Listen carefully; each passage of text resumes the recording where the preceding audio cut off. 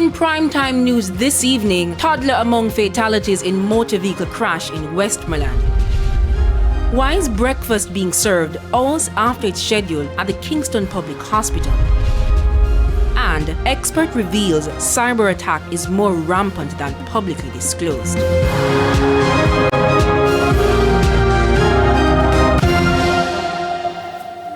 Good evening and welcome to Primetime News on air and online at onespotmedia.com. I'm Archibald Gordon. And I'm Janella Precious with a preview of what's to come in business news. Here's Andrea Chisholm.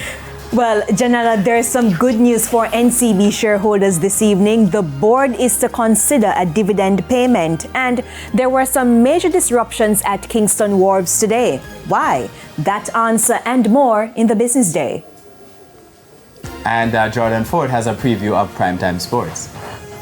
Well, Archie, we know that Jamaica has a crucial CONCACAF Nations League match coming up this Friday on what is a historic day for Jamaica's football. And the preparation started today. I'll give you all the details in Primetime Sports Monday. And speaking of Friday, I hear that rain is in the forecast. Lots and lots of rain. Remain? Yes, we do have quite a bit of rain in the forecast, especially as we move into the weekend. We're expecting conditions to begin deteriorating sometime in the afternoon on Wednesday, carrying through to Friday, but we still are expecting some improvement on Saturday. There's also sports commentary and E-Prime in this newscast. But before the break, the feedback question. And this evening we're asking, how have you been protecting yourself from cyber attacks? You can share your comments online, facebook.com/television Jamaica, and post on X at TVJ News Center.